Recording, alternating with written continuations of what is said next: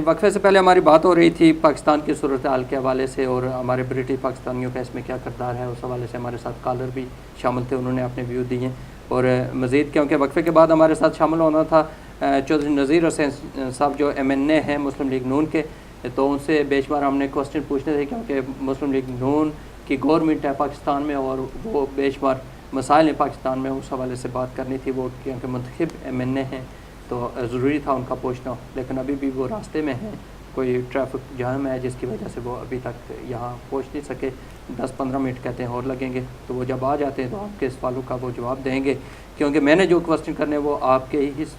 भेजे हुए सवाल हैं मैसेज के ज़रिए, जो भी वही उनसे पूछने थे। और आप भी लाइव कॉल के ज़रिए में शामिल हो सकते हैं और डायरेक्ट खुद भी क्वेश्चन पूछ सकते हैं। लेकिन उससे पहले हमारे साथ PTI से तल्लुक़ रखने वाले ज़ाहिद परवेज़ साहब मौजूद हैं। और वक्फे से पहले जो बातें हो रही थी पाकिस्तान में जो करप्शन है, VIP कल्चर है, उस हवाले से बातें हो रही थी, तो उसी पर आगे गुफ्तगू करते हैं। लेकिन जब वक्फा हुआ तो ये बात कर रहे थे कि इस वक्त एक आज़ाद मीडिया है पाकिस्तान में और मीडिया का क्या किरदार है, ज़रा इनकी ज़बानी भी सुन लेते हैं। जी ज़ाहिद साहब। जी बिल्कुल। एक तो यह है कि मीडिया जो है वो उसने पाकिस्तान के जो पॉलिटिकल हालात हैं वो बड़ी हद तक बदल दिए हैं। और मीडिया के अंदर मैं ख़ुसूसन जिक्र करूँगा सोशल मीडिया का। सोशल मीडिया ने अवाम को ये ताकत दे दी है कि वो जो चाहते हैं, जो उनकी एस्पायरेशन हैं, वो अपने लोगों तक, अपने जाने वाले लोगों तक और मिलजुल के वो पूरी कौम तक वो अपने जज्बात पहुँचाने का एक मीडियम उनको प्रोवाइड कर दिया गया। अभी कोई मसला होता है तो आपको इवन जो बड़े बड़े टीवी चैनल्स हैं, जो पाकिस्तान के सबसे बड़े टीवी चैनल्स हैं, वो भी सोशल मीडिया से चीज़ें उठाने पे मजबूर हो जाते हैं, क्योंकि वो लाखों करोड़ों की तादाद में लोग हैं जो कि पाकिस्तान की गलियों में हैं, महल्लों में हैं, ऑफिस में हैं, सड़कों पर हैं, पार्कों में हैं। और जो जैसे ही कोई चीज़, कोई वाक़या रुनमा होता है तो उसकी फ़ौरन से वो जो है वो आपको मीडिया के ऊपर नज़र आ जाता है, सोशल मीडिया के ऊपर नज़र आ जाता है। तो उस वजह से फिर जो टीवी चैनल्स हैं इनकी भी मजबूरी बन जाती है कि उसको वो कवर करें। मैं वैसे एक ज़िमनन बात कह रहा हूँ कि इस सोशल मीडिया के किरदार की वजह से अभी चीज़ों को ब्लैक आउट करना, चीज़ों को छुपा देना, जो कि 90s में, अर्ली 90s में, लेट 90s में जो कि एक आम रवायत थी, जो कि एक आम तरीक़ाकार था कि किसी को पता ही ना चलने दो कि इस्लामाबाद में कोई धरना हो रहा है या नहीं हो रहा। अगर यही धरना, इससे 10 गुना बड़ा भी कर लें आप, अगर यही धरना 90s में हो रहा होता तो शायद हम इस वक्त जो है वो शायद 90% लोगों को मालूम ही ना होता कि कोई धरना हो रहा है इस वक्त, लोगों के साथ कोई डाका पड़ चुका है। क्योंकि यहाँ पर ये एक तसलसल के साथ मालूमात, इंफॉर्मेशन को छुपाने का की एक सोच है। अभी आप देखें कि अभी जो है एक रिपोर्ट जो है वो जो GIT की रिपोर्ट इलेक्शंस के ऊपर सानिया मॉडल टाउन के ऊपर आई है, वो उसके अंदर गवर्नमेंट को ये हक है कि वो 45 डेज़ के अंदर उन्होंने रिपोर्ट पब्लिश करनी है, तो उन्होंने नहीं की। वो उस इंफॉर्मेशन को होल्ड किए बैठे हैं। वो अवाम तक जो एक जो है वो एक JIT बनी, जो जॉइंट इन्वेस्टिगेशन टीम जो बनी, जो उसने जो है वो अपनी तहकीक के बाद जो एक रिपोर्ट दी, हमारी हुकूमत वक्त उसको अवाम तक नहीं पहुंचाना चाहती। तो यही इस चीज़ का सबसे बड़ा सबूत है कि हमें इस माहौल को, इस माशरे को, इस सिस्टम को, माशरे से मेरी मुराद वो चंद लोग के जिन्होंने ये माशरा एक ख़ास किस्म का बनाया है, उसका एक बुनियादी उनसर उन्होंने ये बना दिया है कि इंफॉर्मेशन को छुपा लो, जो हमारे साथ कोई इख्तलाफ राय हो उसको दबा दो। तो इन हालात की वजह से वो हम वहाँ पर खड़े हैं कि जहाँ पर हम हैं। अभी अगर आपको एक और मैं मिसाल दूँ, तारक मलिक साहब जिन्होंने जो नादरा के एक्स चेयरमैन थे, तो उन्होंने कुछ रिपोर्ट्स जो हैं वो दी, और यही इसी एक और रिपोर्ट जो अभी इलेक्शन कमीशन ऑफ पाकिस्तान ने अपनी वेबसाइट के ऊपर डाली, और फिर प्रेशर में आकर उन्होंने वो कभी उससे डिस्टेंस अख्तियार कर रहे हैं और कभी उसको मान रहे हैं, और कभी कहते हैं कि ये जो है वो जो बाकी इदारे हैं उनकी इसके अंदर जो है वो गुजारिशात हैं या उनकी इनपुट है इसके अंदर। ये रिपोर्ट 9 महीनों 10 महीनों के बाद जो है वो ये पब्लिश हुई है। ये रिपोर्ट जो है वो नादरा ने ये जनवरी के अंदर तैयार हो चुकी थी, पब्लिश होने के काबिल थी, लेकिन इलेक्शन कमीशन ऑफ पाकिस्तान ने उनको मजबूर किया कि ये रिपोर्ट जो है वो पब्लिश ना की जाए, और अभी जाके ये पब्लिश हो रही है। एक उन्होंने इसके अंदर ये बात की, अभी जो है वो जो बड़े बड़े क्वेश्चन मार्क्स जो इलेक्शन प्रोसेस के ऊपर लगाए जा चुके हैं, उसके अंदर एक बात उन्होंने ये कही कि जो फॉर्म 14 है उनको स्क्रूटनाइज किया जाए, और इनको स्क्रूटनाइज करने के अंदर चंद दिनों की बात है, चंद ज़्यादा से ज़्यादा 3-4 दिन, एक हफ्ते की बात कह लें, कि उसको स्क्रूटनाइज इस लिहाज से किया जाए कि जो वहाँ पर रिटर्निंग ऑफिसर थे या जो वहाँ पर फॉर्म 14 जो तकसीम किया गया उसके ऊपर जो हल्के थे और जो पोलिंग स्टेशंस थे उनके ऊपर जो रिटर्निंग ऑफिसर शायद होते हैं उनके साइंस और उनके जो हैं वो थंब इम्प्रेशंस जो हैं वहाँ पर फॉर्म 14 के ऊपर होने चाहिए, और उनको वेरीफाई कर लें कि जो लोग वहाँ पर रिटर्निंग ऑफिसर थे क्या उन्हीं ही के वो थंब इम्प्रेशंस हैं। ये बताएं कि पहले भी कह रहे थे कि जो धांधली हुई है तो उस धांधली की सूरत में बारी में डेट मिला है। जी बिल्कुल, तो उसके बारे में बताएं क्या। जी बिल्कुल, वो जो है वो ऐसा मैंडेट मिला है कि जिसके ऊपर वो खुद ही एतराज़ कर रहे हैं, वो खुद ही कह रहे हैं कि इसके अंदर बेज़ाब्तियाँ हुई। और एक मैं मिसाल आपको देता हूँ, NA 118 में जो है आपके तवसत से जो भी व्यूअर्स हैं मैं उन तक ये बात पहुँचाना चाहता हूँ कि NA 118 में मुस्लिम लीग नून को ये लाहौर में है, हामिद खान साहब PTI के उम्मीदवार थे यहाँ से, उसमें भी मुस्लिम लीग नून को बड़ा हैवी मैंडेट जो है वो अवाम ने दिया। कौन कामयाब हुआ है? मुस्लिम लीग नून के वहाँ से कामयाब हुए हैं MNA। तो क्या नाम है? नाम मेरे ज़हन में इस वक्त नहीं आ रहा। मैं ये अवाम को बताना चाहता हूँ जो लोग यहाँ पर सुन रहे हैं कि बड़ा हैवी मैंडेट PMLN को मिला, और जब उसके लिए हामिद खान साहब ने जो अपनी रिजर्वेशंस जो हैं वो सामने की, जो हमारे जुडिशरी के इदारे हैं, तो उसमें जुडिशरी ने हुक्म दिया नादरा को कि इन वोट्स की वेरिफिकेशन की जाए, जिसके ऊपर नादरा ने वेरिफिकेशन करने से इनकार कर दिया। तो जब अदालत ने नादरा से पूछा कि आप क्यों इसके ऊपर जो है वो इनकार करें इनको स्क्रूटनाइज करने के लिए, तो उन्होंने ये कहा कि हमें 300 से ऊपर जो थैले हमें आए हैं बारी मैंडेट के, उसके अंदर 100 से ज़्यादा थैलों में आटा और खाद है। तो उस मैंडेट को मज़ीद भारी करने के लिए, जो कि मैंडेट एक मजाक है इस कौम के साथ और बड़ा सीरियस मजाक है कि आपने वोट कहीं पे डाला और वो आटे की शक्ल में PMLN को पड़ गया, खाद की शक्ल में PMLN को पड़ गया। ज़रा वोट का फ़ायदा नहीं था ना, आटा तो आटा भारी होता है, तो मैंडेट को भारी साबित करने के लिए उन्होंने ये चाल भी चल दी। लेकिन वो कहते हैं कि झूठ के पाँव नहीं होते, जब बेईमानी होती है तो उसको फिर आप जो है उसकी तहकीक से डरते हैं। अगर PMLN, और मुझे मालूम है कि बहुत सारे PMLN के वो लोग हैं कि जिनका इसके अंदर कोई किरदार नहीं है, और वो पब्लिकली टेलीविज़न के ऊपर जो आकर भी उन्होंने कहा है कि आप हमारे हल्के खोल लें। अगर वो PMLN के लोग, मैं जो है वो पाकिस्तान तहरीक इंसाफ के लोगों की बात नहीं कर रहा कि जो तो कहते हैं कि आप जो मर्जी खोलें, जो मर्जी हल्का हमारा खोलना चाहते हैं आके खोल लें। अगर PMLN के लोग, वो लोग जो धांधली में शामिल नहीं है, अगर वो ये कहते हैं कि आकर हमारा हल्का खोलना चाहते हैं तो खोल लें, तो इनको किस चीज़ का डर है? ये जो हमारी जो क़यादत जो है वो इस मुल्क के ऊपर बड़ा जमान है,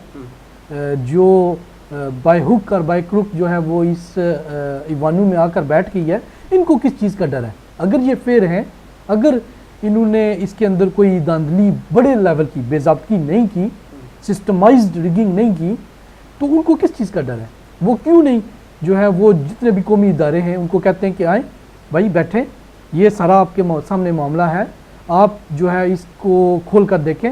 और दूध का दूध पानी का पानी कर दें। अच्छा ये बताएं, जो जावेद हाशमी साहब ने इल्ज़ामात लगाए हैं PTI पर कि इसको फ़ौज बैकिंग कर रही है सारा, इसमें PTI का क्या मौक़िफ़ है आपको, क्योंकि उससे काफ़ी पुराने हैं PTI के साथ, आपको पता होगा। देखें, जावेद हाशमी साहब जो हैं वो, उनकी बहुत रिस्पेक्ट जो है वो मुल्क के अंदर भी थी, पाकिस्तान तहरीक इंसाफ के अंदर बहुत ज़्यादा रिस्पेक्ट थी, और जब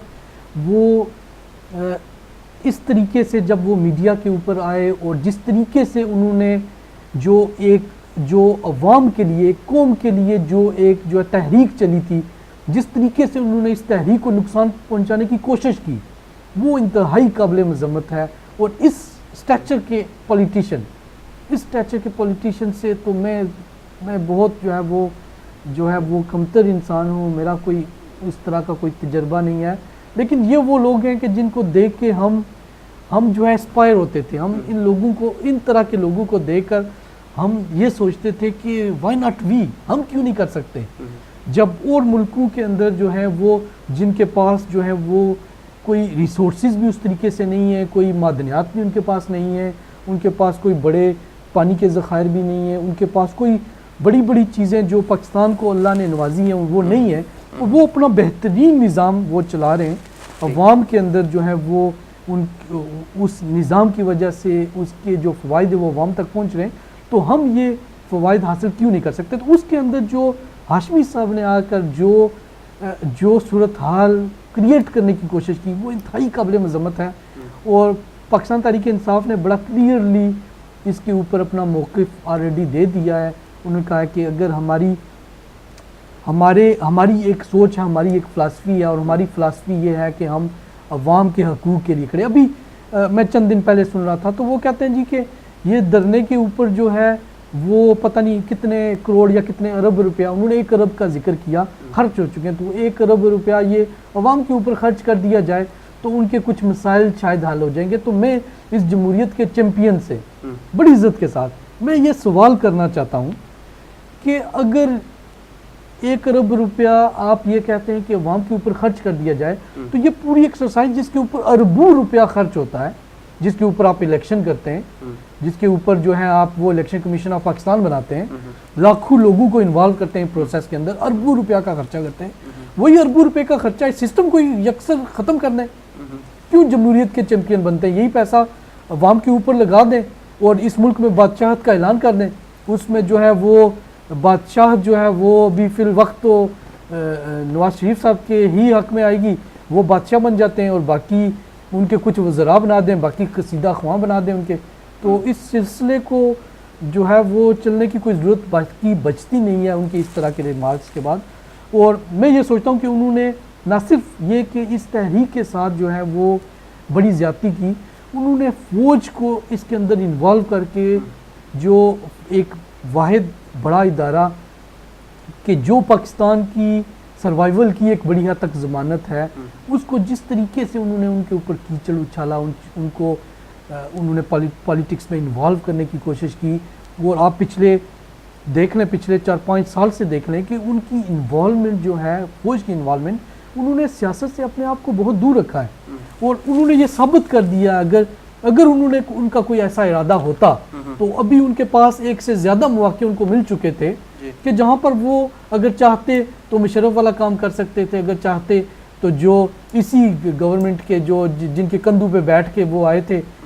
जो हमारी मौजूदा हुकूमत वक्त है, जिसके कंधों पे बैठ के वो यहाँ पर इन ईवानों में पहुँचे,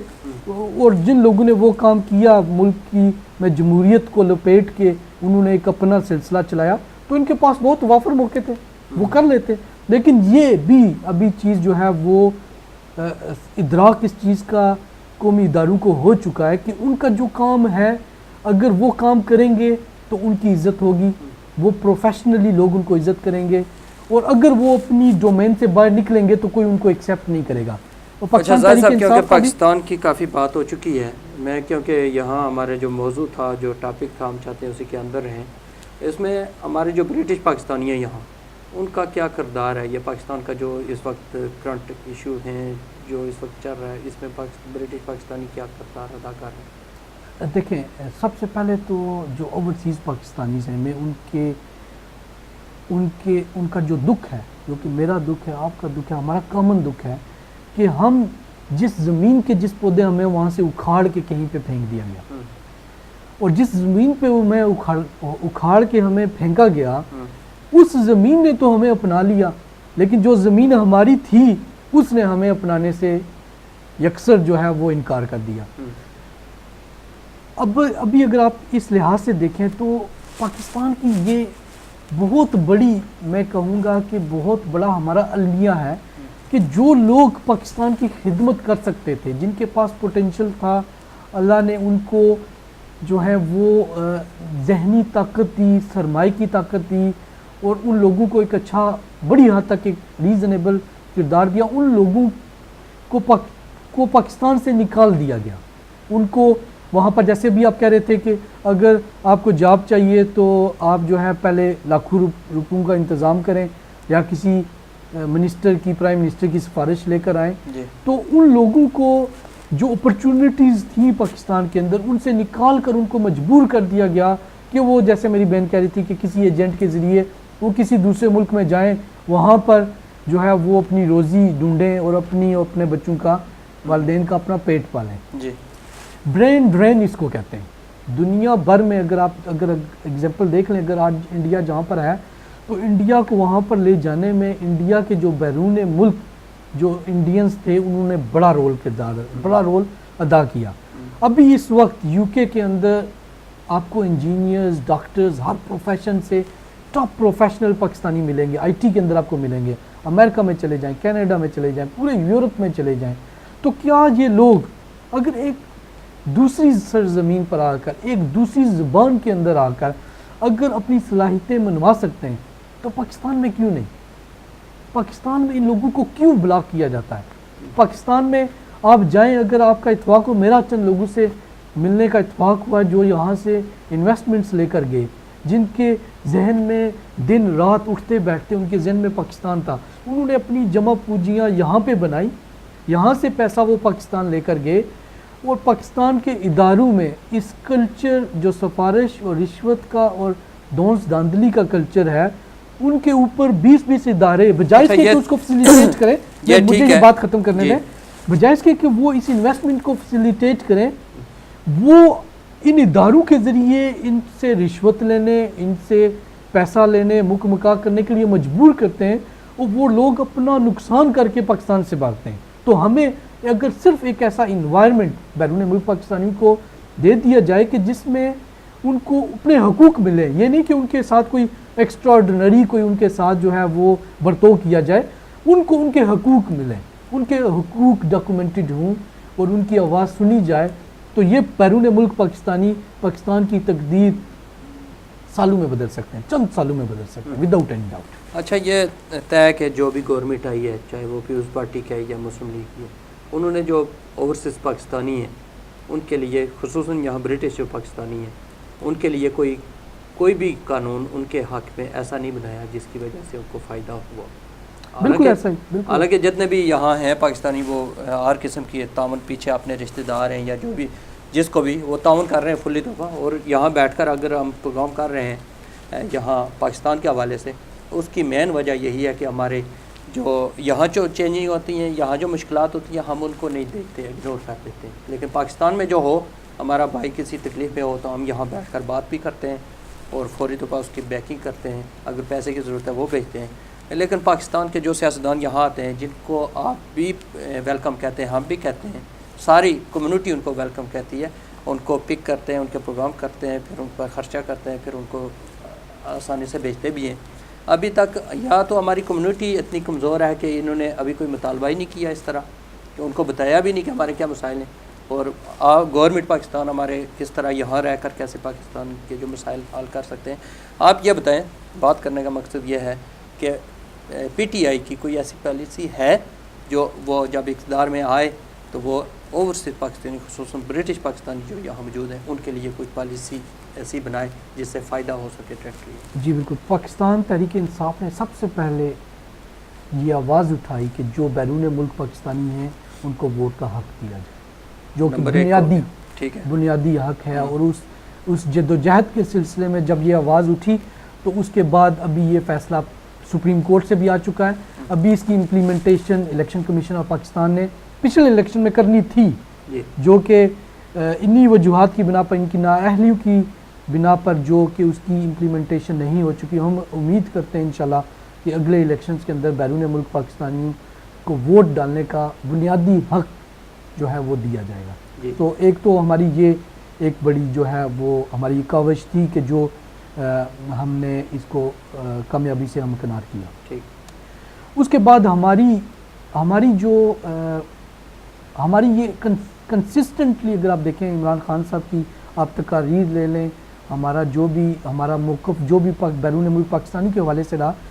वो हमारा मौक़िफ़ ये रहा कि ये बैरून मुल्क पाकिस्तानी हैं कि जो पाकिस्तान को आज चला रहे हैं फाइनेंशियली। अगर आप देखें तो जो डॉक्यूमेंटेड जो हमारी तकरीबन 15 से 20 बिलियन डॉलर्स जो हैं बैरून मुल्क पाकिस्तानी जो हैं वो ज़र मुबादला की सूरत में पाकिस्तान भेज रहे हैं। ठीक। और हमारी ये सोच है, हमारा इसके ऊपर मुकम्मल यकीन है कि बैरून मुल्क पाकिस्तानी वो लोग हैं कि जिन लोगों के पास वसाइल माली भी हैं, टेक्निकल कैपेबिलिटीज़ भी उन्होंने सीखी हैं इस माहौल, इस माशरे, इस मुल्क के अंदर रहते हुए कि इदारे कैसे काम करते हैं, इदारों की कानून साजी कैसे होती है कि वो अवाम को जो पब्लिक एट लार्ज है उसके इंटरेस्ट को प्रोटेक्ट करें, ना कि इसके कि जो पाकिस्तान में हमारा जो एग्जिस्टिंग जो कानून बनाया जाता है वो इशराफिया को प्रोटेक्ट करने के लिए बनाया जाता है। तो ये टेक्निकल कैपेबिलिटीज़, फाइनेंशियल कैपेबिलिटीज़ जो है वो इस मिकदार में और इस नोयत की हमारे पास बैरून मुल्क पाकिस्तानियों, जिसमें सारे लोग शामिल हैं जो यूके, यूरोप के अंदर, अमेरिका के अंदर, कनाडा के अंदर, मिडल ईस्ट के अंदर, वो तमाम वो लोग मौजूद हैं कि अगर इन लोगों को सिर्फ उनको इतनी अश्योरेंस दे दी जाए, इतना एतमाद उनके अंदर पैदा कर दिया जाए कि उनका सरमाया पाकिस्तान में महफूज है, और वो जो पाकिस्तान में अगर जाएंगे तो उनके पीछे जो है वो कब्ज़ा ग्रुप नहीं लगाए जाएंगे, उनके ऊपर उनकी जान की हिफाजत जो है वो हुकूमत वक्त लेगी। अगर उनको जान की जो है वो अमान मिल जाए पाकिस्तान के अंदर, जो कि कोई बड़ी बात नहीं है, कोई बड़ी डिमांड नहीं है, बुनियादी हक है हर पाकिस्तान के अवाम का, तो यकीन करें कि इन पाकिस्तानी जो बैरून मुल्क पाकिस्तानी हैं ये पाकिस्तान की तकदीर बदल सकते हैं। और पाकिस्तान तहरीक इंसाफ इंशाल्लाह जब भी हमारी इंशाल्लाह और बहुत जल्द इंशाल्लाह जब भी हमारे पास ये कैपेसिटी होगी कि हम नेशनल लेवल के ऊपर कानून साजी कर सकें, तो हम ऐसी कानून साजी करेंगे कि जिसमें हमारी इन्वेस्टमेंट, सबसे बड़ी हमारी इन्वेस्टमेंट बैरून मुल्क पाकिस्तानी 6 मिलियन वो पाकिस्तानी के हिसाब लगा लें कि अगर एक बंदा सिर्फ 10 बंदूकों या 5 बंदूकों भी अगर उसकी कफ़ालत कर रहा हो तो कितने ज़्यादा लोगों की कफ़ालत बैरून मुल्क पाकिस्तानी की वजह से हो रही है। और अगर ये लोग वहाँ पर जाएंगे तो पाकिस्तान तहरीक इंसाफ इनको फुल्ली सपोर्ट करेगी